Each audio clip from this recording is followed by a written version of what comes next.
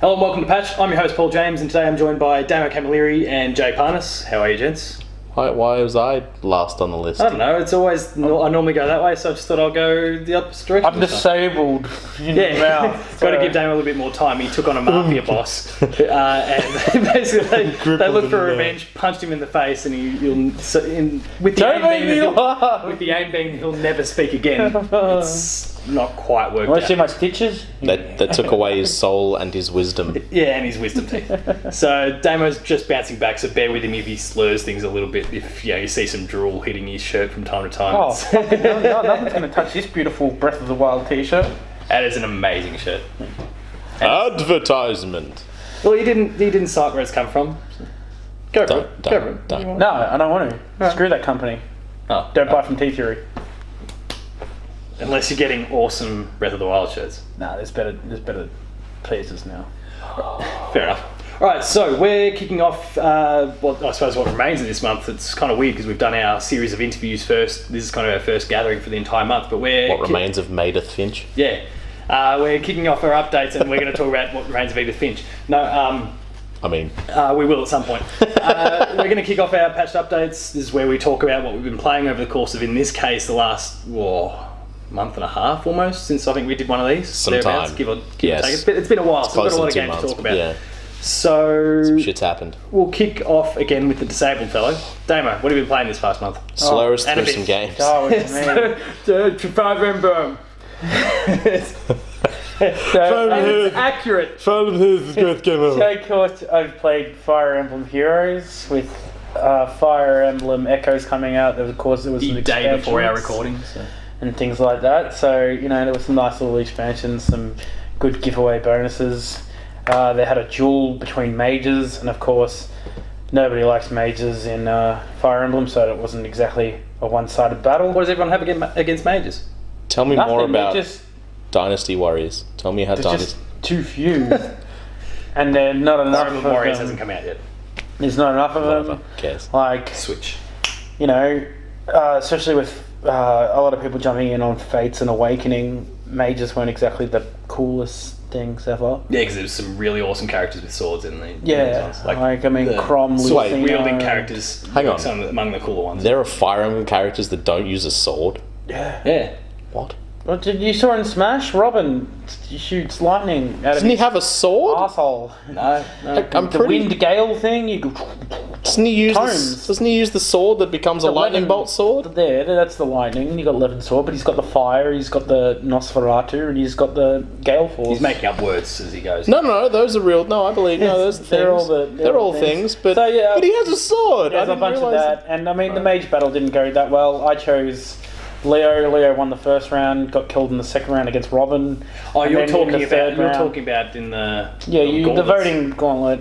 I should have picked chose and I came runner up. Tarja or whatever her name is, the chick. I actually never ever played. I'd never heard of it. No, she was in Awakening, I don't know what's happening. and a lot of people actually missed her. For Jay's context and for viewers as well, with Fire Emblem Heroes, there's every month there's what they're calling a voting gauntlet.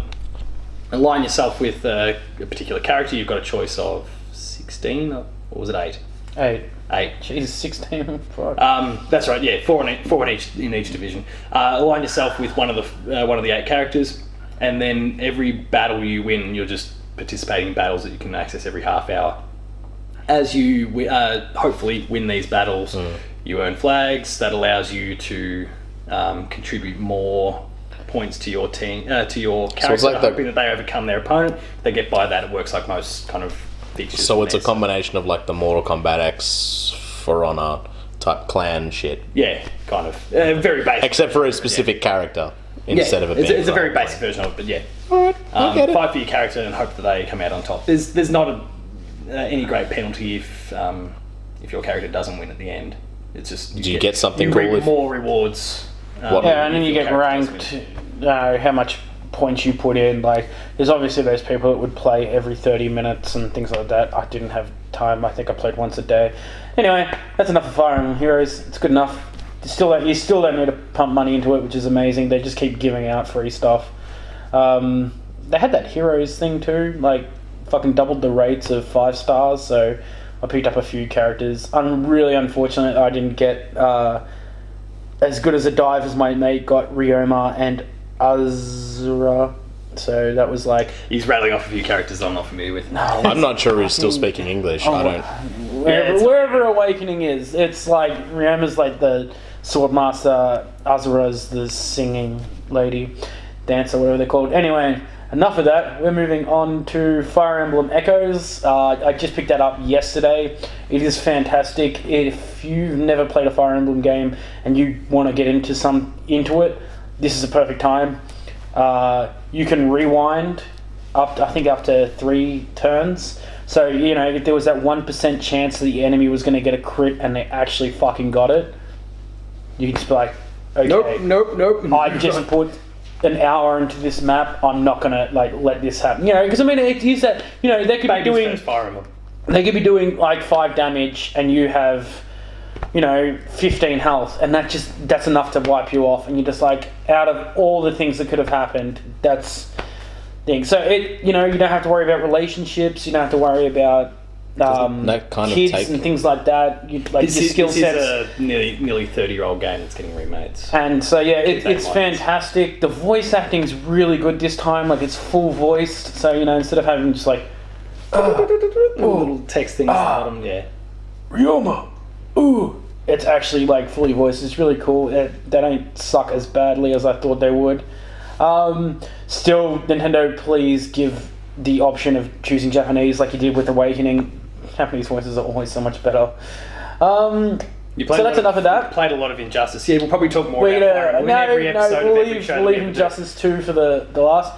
Windjammers. I finally got my Pi in like full working order, and I think I pumped 6 hours into that the other night because I was just picked it up and I was like, oh, I'll give it a short play. And before I knew it, I was like, oh my god, I've moved from my bed. And I just kept playing it. Windjammers is amazing. It is getting a remake that you can sign up for, which Paul will put the links somewhere. Oh, really? You've committed me to it. All right. No, I'm not saying it on the video. There'll be something somewhere. We'll put on Twitter or something. You can sign up for the beta. Yeah, there's a beta that kicks off June 8th. It'll be American June 8th, June 9th for us, whatever it happens to be, the week of June 8th. Sign up, help them get their netcode good so that it comes out and the final release comes out. That it's awesome. Yeah, Windjammers is fucking good. Just kind of a lot of fun. Windjammers is fucking really I good. had to highlight it. In my mind, as if that thing's not going to get its final release date at E3. Fairly certain. Oh, that's if it's not one of those, hey, guess what, Windjammers. So Windjammers is, for those that don't know, is a game, a 2-button game that you either slide or throw a disc, and it may sound really simple, but the intensity is real and the fun is right there. And I mean, if you play with a friend, like, just the craziness that can happen, even the PC, it's just so much it's fun. Pong if Pong was a 2D fighter. Yeah, like imagine Ultimate Frisbee in real life on Dragon Ball Z levels of stupid. It's grass. It's absolutely grass. It's a 2D fighting Pong with 8-way run. Like, if you've got like a square and you can just move around it in 8 ways, and then so good. I mean, they quarter circles, half circles, forwards. It's flying power disc on PSN the other day for nothing, but that's the 3D version. I played it. It's not as fun.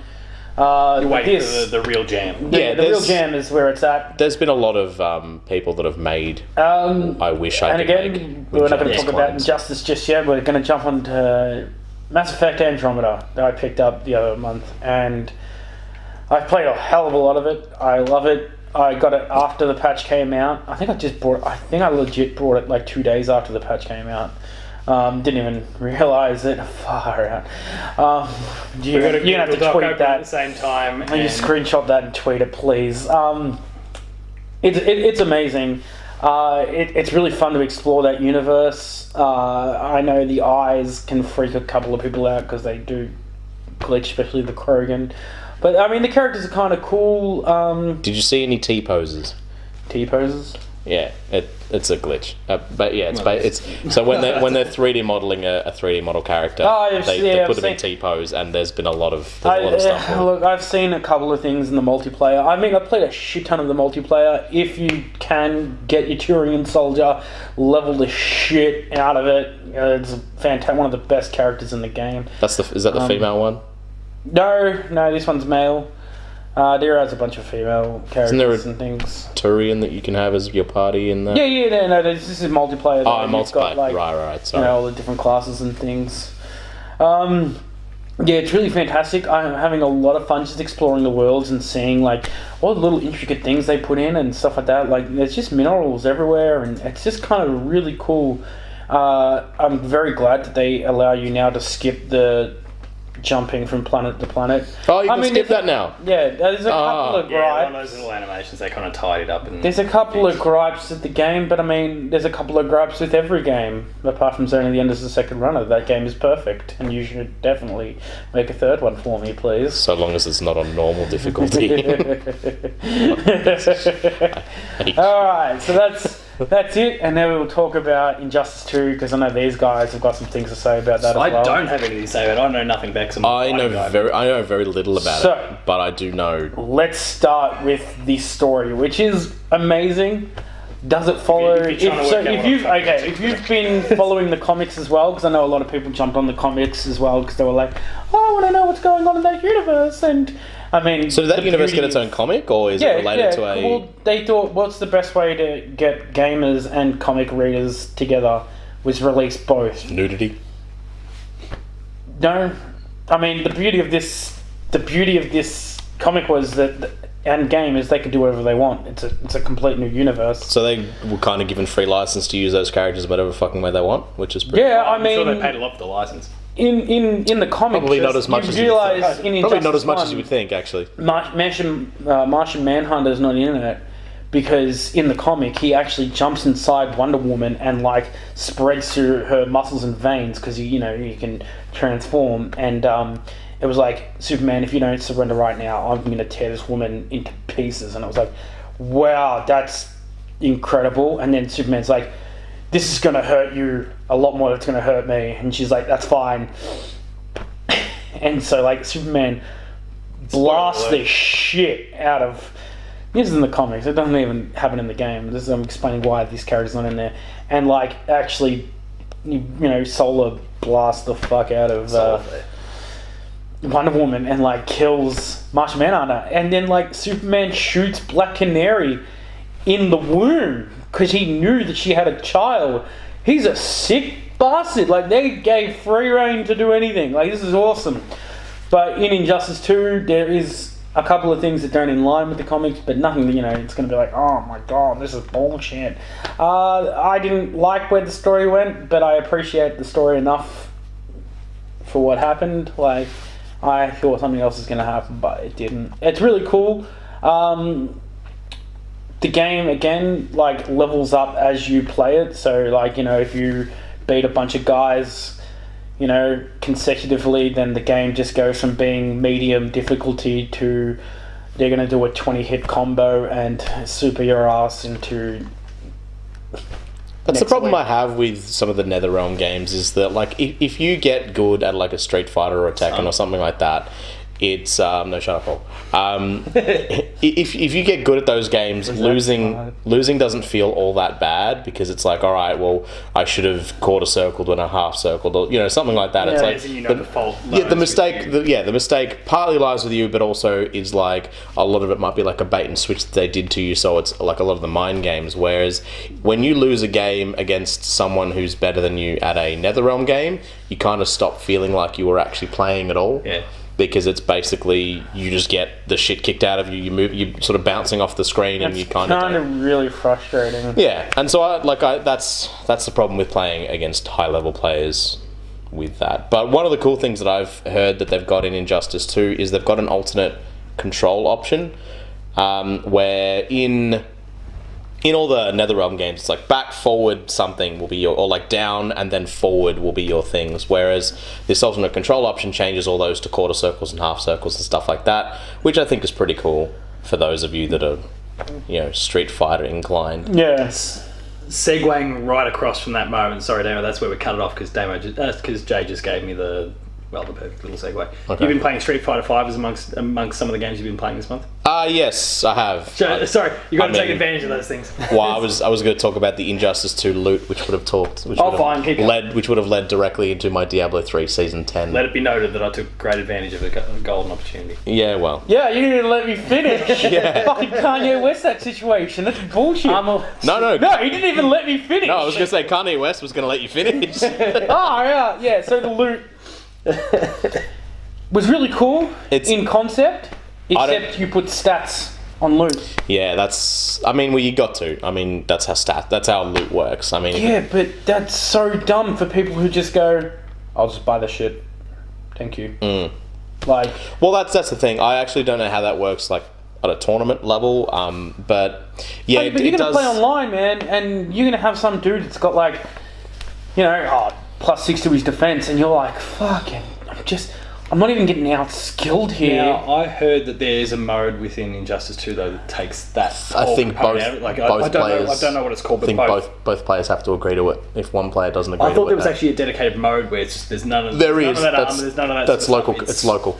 Oh. That's a tournament thing. That's local. Yeah, I don't think there's anything online at this stage. You're fighting expert. No. Look, I know nothing about it. So unless it's Dragon Ball Tenchi-Kai Budokai 48. Don't hurt yourself, mate. Yeah. But there is even some different abilities that are actually tethered to some of the loot. Like you can actually change out or like swap out some of your special abilities. Yeah, and it's really cool. Which is neat. I like it and things like that. But I think it would have been a good way to double down. I'm kind of that guy that's like, I've played the storyline. There's heaps of more solo player stuff to do, but I'm done. That's a shame. Beat the game. And it's not that game doesn't have replayability and everything like that. It served its purpose for me. There's some of you guys out there that would be like, there is no fighting game. Like, there's no Mortal Kombat that's still kind of kicking around for me or whatever. Like, this is that game for you, I guess. Look, I'm caught up on this beautiful bad boy. And I just got my arcade machine working, so... So what you're saying is that they need to have more children, more swords, less Superman killing people in the womb? No, in short, yes. In short, put that on the back of the box. If you don't want to play Fire Emblem, I'm going to shoot you in the womb. Don't want to see somebody get shot in the womb. That's fun. This game's for you. So you just said loot and Diablo 3. It's my... Okay, so you don't want to talk about Injustice anymore? We're done. I'm done. I can't keep going. I'm talking like you need a break. I'm making fun of people from the south. Yeah. All right. Cool. Come on. One of the games I played, they put out the seasonal stuff for consoles for the first time. So Season 10 for Diablo 3. It was a good bit of fun. Wait, seasonal stuff for the first time, does that mean seasons... Was previously 2 to 9 had not been... season... No, when we're talking about seasonal stuff is where you basically start a whole new character and... Okay, so let me dial it back for a second. So in Diablo 3, when you start a new character, you can... Once you finish it the first time, you can then either play through the story again with any new character, or you can play through what's known as adventure mode, which is basically where it'll just throw random little bounties at you. Yeah. You can go and get them, and it'll give you materials, and you'll get legendaries dropping on a regular basis. And basically, it's like you can power level your characters and then do what's known as rifts and greater rifts, which is basically kind of like a dungeon rush. Yeah, okay. And then the greater rifts will give you a large pool of loot at the end, but don't have loot on the way through. But they've kind of got their own difficulty system, so that's kind of their end game. What a seasonal is basically for a period of usually 6 to 8 weeks. When you start a new character as a seasonal character, none of your shops or anything are leveled up. Like it would be, so that it would be the first time through your normal character. Yeah. Right? So if you start a new character, all your shops will be fully leveled and you can buy whatever you want, you can forge whatever you want if you've got the materials, which you can sort of twink from other characters. Yeah. In the seasonal stuff, all of that is boxed out and it's its own separate thing. So basically you have to start from level 1 and grind everything up. You will power level, you will get like additional experience and stuff like that.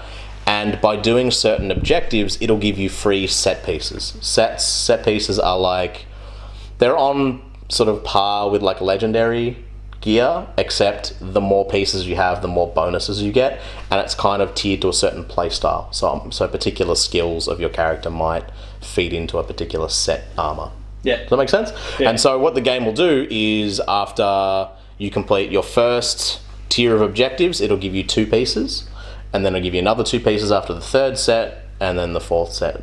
Okay. The final 6 pieces of the set, or the final 2 pieces of a 6-piece set will be given to you. And basically it means that you'll get a specific set, and all of them are told up front. So it'll be like, okay, the Demon Hunter will get this particular set, Witch Doctor will get this particular set, so on and so forth. And so you'll know before you go in, whoever opens that particular gift will get those set pieces at whatever level they're at. So basically it kind of is like a free way to be like, cool, I want to play this character with this play style, and I'll work towards that. Yeah. And then they've also got like some, pets and cosmetics and shit like that they put in. They always do with any big deals. Yeah, but that's the thing. Well, not just that. So they do, for every season they release that stuff, and then once the season is over, they'll inject it into the main game somehow, so that you can eventually find it.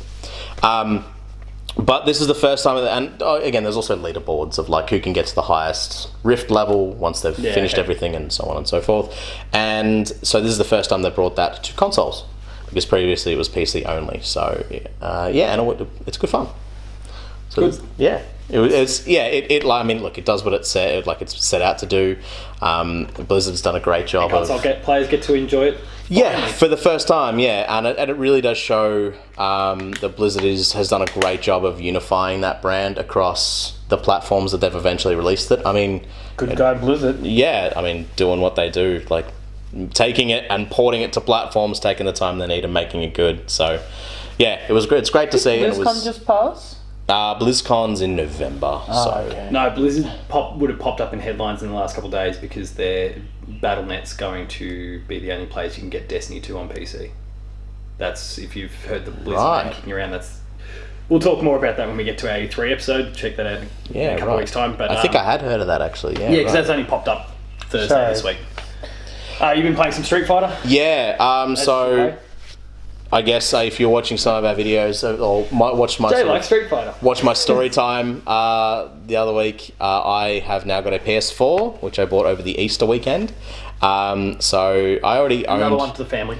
Yeah, I already owned a copy of Street Fighter 5. I bought it to play on my girlfriend's PS4, and then got just the shit beaten out of me to the point that I was like, maybe I might play this for a little while. Now, give me that game back and take it home. Well, yeah, and I picked up the first season pass, and I bought Akuma with some fight money that I'd accrued, and because you can buy all the characters with in-game currency instead of having to pay the real cash for it.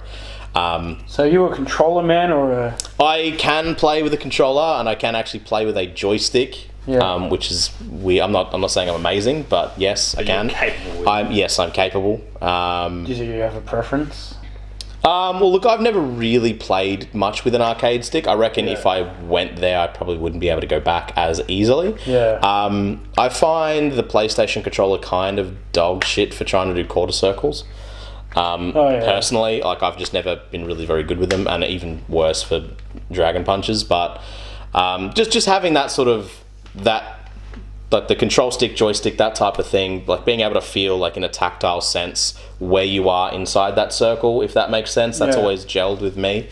But I mean, like I've done my time playing Mugen back on the PC using a fucking keyboard, so don't worry, I've schlepped more than some. So yeah, it was good fun. Probably none of that means anything to you. Mugen's like a build your own Street Fighter. I'm more concerned about the schlepped bit. Yeah. What the hell's that? Well, I mean, anyway, because I'm not a fighting guy. Don't worry about it. Using the arrow keys there to try and pull off Street Fighter motions. Oh, okay. Yeah, very difficult, and once you get good, you can kind of pull off quarter circles basically anywhere.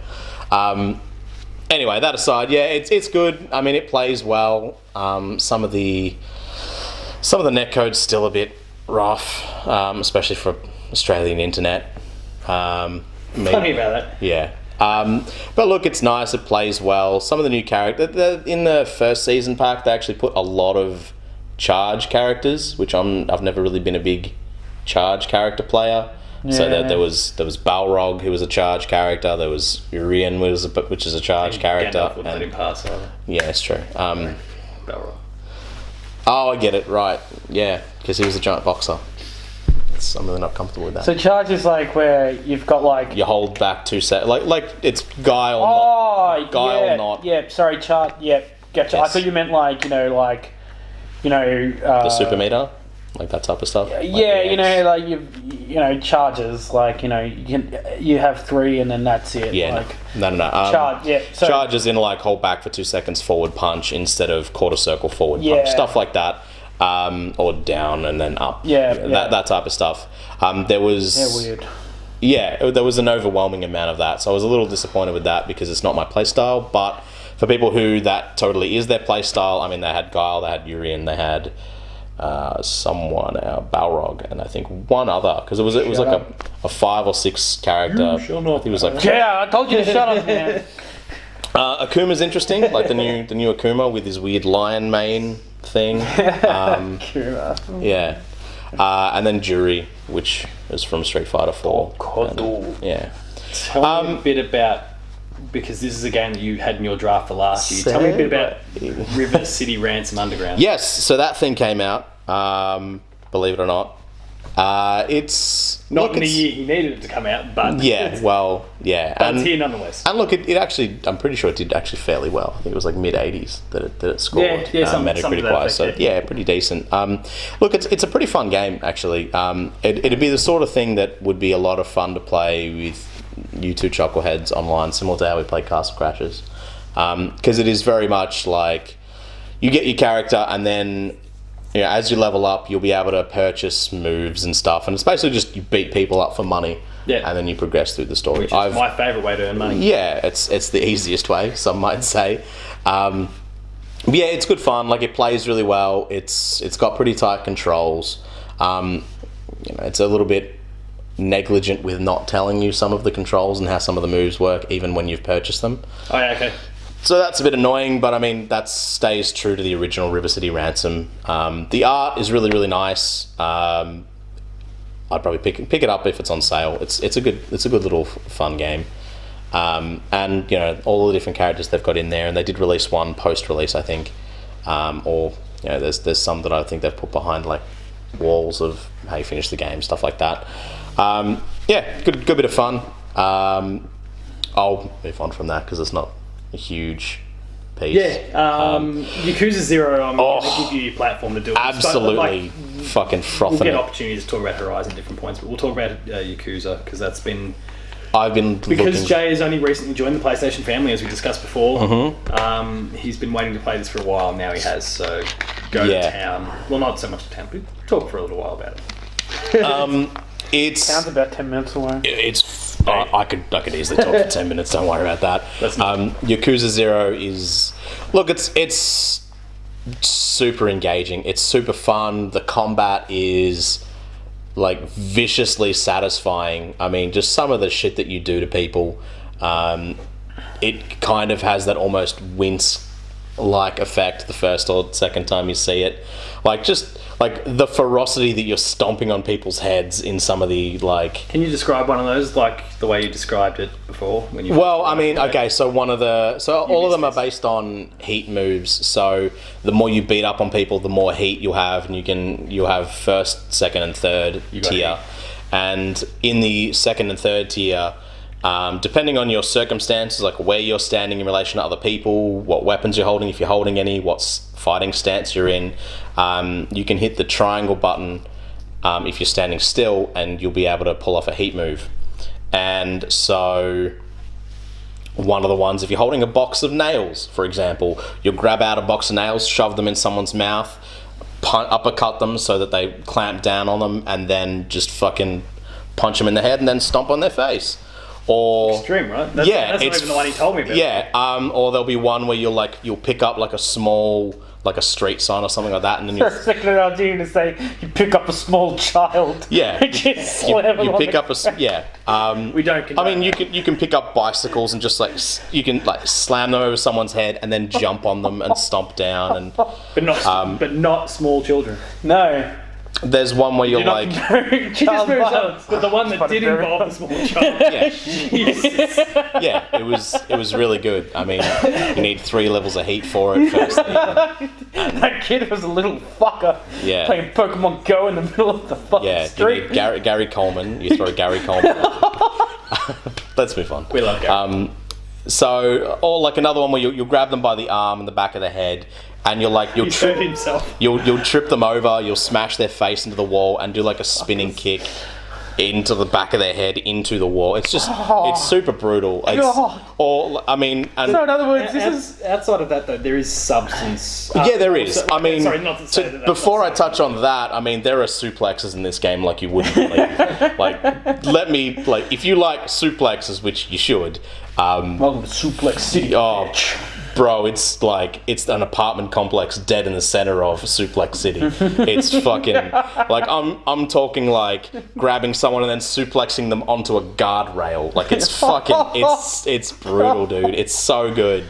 Or like picking someone up and then swinging them around into all the other people around you, and it's real good. But the story is super engaging. I mean, it's got a fantastic voice acting. It's Japanese voice acting with the English subtitles. That's really cool when they do that. And the story is so, there's such tension around every single thing that happens, which is, it's a fantastic mob story. Seeing what I saw of even Mafia 3 last year and people saying that had a great story, dwarfed by this game. It's fantastic. Mafia had a great story, but no game. Yeah, but I mean, to put that into perspective, I mean, if you've seen any of the stuff about Paul's interest level when it comes to a lot of the heavily Japanese inspired stuff, and that interest waning almost immediately, I was able to show him a cutscene and he was able to be like, alright, I can see why this is to very... the point where I said, I'm not going to buy it myself, but if you're done with it, I might borrow it off you. I've got a digital copy, so you can buy it yourself. I would recommend you buy it. It is worth... I'll just hit up one of the other Player 2 guys when they're it is worth... it's it's definitely worth a playthrough. And but I'll have it for like a year because I'll be coming down at PAX, the busiest gaming time of the calendar. Well, the coolest part about how serious and tonally intense the game is, it's really well contrast by how stupid a lot of the side missions are. Like, I'm talking like a Metal Gear level of retarded, dumb, crazy stuff. Like, one of the ones is where you help out a Yankee band, which is basically, think of like a Greasers, like 1950s Greasers with retardedly big pompadours and stuff like that, and they're supposed to be the most hooligan of ruffians ever, and they're like super prim and proper, and they're like helping old people and taking cute chihuahuas they're not fakers, it's just that they decided to do it as a joke and they became super popular and they don't really know how to be ruffians. And so your character teaches them how to be like hard as fuck, and it's just the dumbest shit ever. It's just really funny. Like the side missions are really, really quirky and weird, and it really has this great contrast with, like, you've got these really hard-boiled mafia-esque characters that are getting them into like really weird circumstances where they're like, one of them gets involved with almost a Scientology style weird cult religion and then ends up just kicking the shit out of the leader just for funsies. Like it's just a real weird game. That's cool, man. Yeah, I can't speak highly enough of that game. It's like, the story is so engaging. Like I would just rather, I would rather play that game than, well, that's the thing, that's why I've talked practically nothing about Horizon Zero Dawn, because I played it and the story's kind of interesting, the gameplay is not really there for me in terms of, again, after playing Metal Gear Solid 5, it's hard to play a stealth game that doesn't give you that many options or is that expansive, or even Hitman of last year. Sorry, IO. But we'll save a more in-depth conversation for Horizon for a little bit down the track. Yeah, sure. Maybe I'll come back to it. Yeah, we'll come back to it for sure, because I'm sure it's one that I'd love for you to have a crack at some point, Damo. After Mass Effect, it's my next game. Yeah. Like, I'm really tragic to put down a couple of games, but I need to play that. Yeah. So Take it out and put it down like old yellow. We'll jump into mine, and a lot of mine I'll be very, very kind of brief with because we took up all your time, eat shit forever. That and the fact that a fair portion of the stuff that I'm going to talk about are things that I've actually reviewed for the site, and they're already up on the site. So if you want to see more, you can just kind of go over there and have a bit of a look. Shameless plug. So, player2.net.au, you might be looking at our YouTube channel right about now. So, like Dame, I've been playing Fire Emblem Heroes. Pokemon Go is a thing that I'm still doing, and they're getting better at releasing events of late, so it's kind of little hooks to kind of keep me invested and interested, which has been good. Mass Effect, I've finished. The gold and silver stuff. Paul's the only person keeping up the power bank. Hey, said Paul's the only person keeping up the power bank like stocks. Keep buying them up, man. No, but I've got one. He's got multiple. Well loved. He just remains rooted to a PowerPoint at all times of the day. So Mass Effect we've spoken about already. Last time around it was still very early days in the game. I've now finished it. I did enjoy it. Damo has spoken about it a little bit, so we'll kind of move on from that. Yooka Laylee is one that I've started and finished since we last spoke, and I really enjoyed Yooka Laylee. It's not the same sort of quality of, say, BanjoTooie, the games that obviously inspired and were developed by the same team, but it is one that I really still quite enjoyed. So, a question with that: do you think is it possible that the amount of money that they made and the scope that they had kind of had a negative impact on that game? Had the game been more constrained, like what a Banjo was, do you think it would have been a more interesting? Like the worlds they created were probably like just as many as they probably had planned, but they were bigger than I think they needed to be. And that's what I mean. Became quite disorienting. That's what I'm saying. If they had have constrained that and pulled that back, do you think it might have been like making it more of a focused experience? Would that have been better for it? Do you think? I think it still was focused. Like we know BanjoTooie to be a game about collectibles and that sort of thing, and I feel like there were probably just as many, if not maybe one particular collectible fewer than what you had to collect in BanjoTooie, but.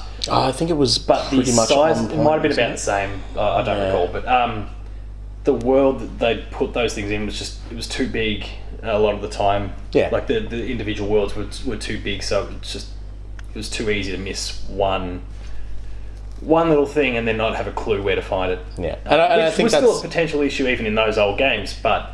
It's a bit easy to resolve that problem. I mean, maybe in BanjoTooie a little bit more than Kazooie. Like going back to playing Kazooie from when I remember that those worlds are actually like feeling huge when I was like 9 years old. Yeah. But going back to it now, being like, oh, that's it. Yeah. Like going back and seeing like Mumbo's Mountain, I'm like, oh, that level's really tiny. It's really fucking small. Like, it's smaller than a Mario 64 level. Like it's wow. They weren't massive. No, they weren't, and that's the thing. And I think maybe... And there were a few little camera issues with Yooka Laylee as well that frustrated. Try making a 3D platformer. Shit stuff. So, yeah, I mean, you can find a review on the site, not by me, but you can take a look at the website and check out a Let's Play on the YouTube channel for Yooka Laylee there. And then there's a whole string of things that I've been reviewing. So, AFL Evolution... Moving on. Final Fantasy 15, the first packet of DLC for that, which is centered around Gladiolus. Not particularly great either. I've not had a great month for games I've had to review. Until I got to What Remains of Edith Finch, which is the follow-up game to The Unfinished Swan, which was initially a PS3 exclusive. Eventually came across to PS4 and I think PC as well. Little indie. That was a little indie sort of semi-puzzle is it narrative canonically sort of game. Follow on from? I would rather not disclose anything about how those things do or don't link together because I don't care anyway. For the sake of you guys watching, that's something I'm giving you an out. Symphony of the Machine was a Aussie-developed PSVR puzzle indie game. The most important question cool. about Edith Finch: did you get to roll down a hill as a shark? Yes. Good. Yes. That demo that you and I have played at PAX two, maybe even 3 years ago. Two PAXs ago. Yeah, that was in there, and basically exactly as you remember it. Cool. I remember rolling down a hill as a shark. The whole idea of the game, without spoiling anything, is, and they tell us enough about this that I'm not spoiling when I say this. They're sharks. You're trying to find out how basically each member of the family tree has kind of died along the way throughout throughout the family tree. So everyone in the family tree's died, and we're kind of going through the stories of how that happened.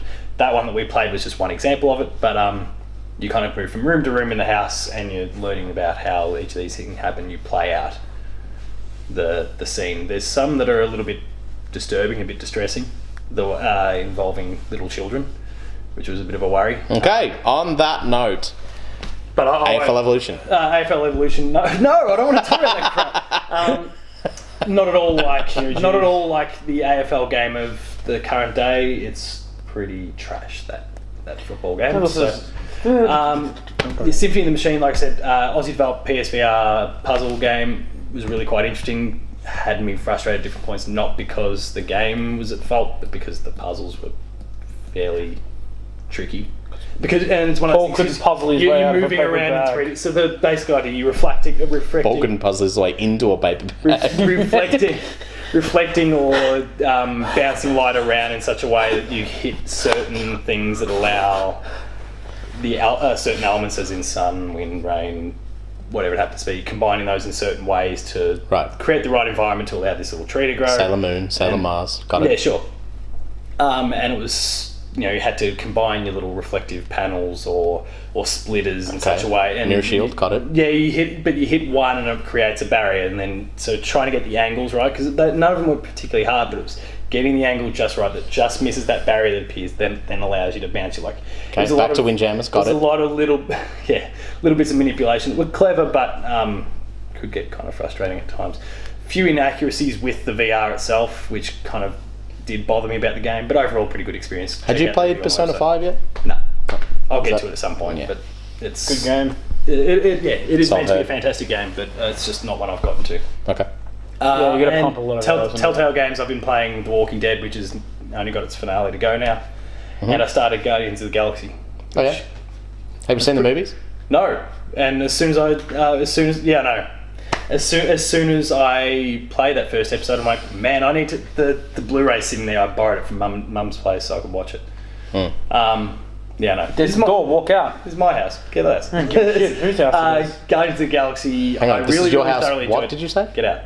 Okay, that's. And really, I really enjoyed it. So that was. Yep, I need to go see these movies. We'll do it at some point. I'll watch the first one, then we'll go see it in the cinemas at some stage, I guess. I mean, while it's still there. And the last thing, and hopefully by the time you're seeing this, the review's gone up. Myself and Stephen have been playing Dragon Quest Heroes 2, which is tell me about Dynasty Warriors a Dynasty Warriors style Dragon Quest game. Back to full circle. But the problem with this particular one is just, I mean, not that Dynasty Warriors have ever innovated and changed things that much in the past. They've been more or less the same game. Oh, they changed the number at the end of the game. That's always a good start. Yeah. Ever heard of killing lots of people? They've gone for a few, like they've kind of gone for a more open worldy sort of approach. They've added little other features along the way. Yeah, aren't the quests more interesting than a Dynasty Warriors? Oh yeah, they're in the Dragon Quest because and it's a bit like what Hyrule Warriors does and what Nintendo's planning on doing with Fire Emblem Warriors. They're like having been grounded in universes that fans of that particular IP already enjoy. Like there's just instantly that more immersive hook for you because I suppose. But from what I've seen of the open world wasn't like there was just they put new ideas in there, but it's just at no point was really developed quite like it should have been. And Helix, the little accompanying heel slime, needs to die. The voice acting for that one little character, just I wanted to knock myself out, and I would have. I can help you out. Yeah, I didn't have you there when I was playing it. You're right. Did you try changing it to Japanese audio? No, because the thing is all the other I don't know. I wouldn't have looked for it, bottom likely that. But yes, the other you hate a voice actor, the other characters in the game are fantastic though. Like they've all been really well done. It's just this one that's just this high pitched squealy, probably voiced by like a 5 or 6 year old kid. Right. And just pretty sure that's child labour. It was one of those things where I just put the game on mute and listen to podcasts or whatever. Or watch footy or whatever happens to be on my phone. Yeah, right. AFL Evolution, got it. Actual football, the real game, not the video game. You're right. So that's kind of what I've been playing there. We've all been playing Resident Evil 4. That's our game. That is to come. You'll see that next week. Just one more thing. Oh, go. I played. This is like an E3 style sort of thing. I played one more thing before we go. I just played Mario Kart 8 on the Switch on the tablet. Just then. You probably saw him just then. 2-player. ran perfectly. It was amazing. 200cc is without a doubt the best thing to play with friends. I suck at it, but my god, it's awesome. So get on that. Know that the Switch has enough power And you to can play as Dry Bones now, and that's awesome. Dry Bowser as well, isn't there? I don't know. But who cares? You get to play as Link. So The Inklings from Splatoon, Gold Mario, Bowser Jr. yeah. Boo and Dry Bones. Alright, let's do From this. what Dry appears there. Bowser. So Here, that is I'm Cody. following. That is patched for another month. Like I said, go check out all those reviews, plus a whole bunch of other bits and pieces that other writers have done. Yep, do Like, that. share, and subscribe to the channel. We'd really appreciate that. Go check out a whole bunch of other things on the channel. There's Let's Plays and all that sort of stuff. Damo you can catch at Taco's Talks on Twitter, where he doesn't speak with a lisp or a slur. Retweet a lot of cat images, because cats are the best memes. Jay doesn't use Twitter very much, but he is there, just stalking it every now and then. Lurk. He lurks, yeah. Stalking stalkers. And I'm Paul James P2 on Twitter, player2AU for the website, player2.net.au for the website itself. Paul James P's too. P's too, yeah. Tool. Pleased to meet you. Make sure to come back next week where we do our video games club, which is dedicated to Resident Evil 4. And me. On that note, thank you very much for watching, and we will see you later.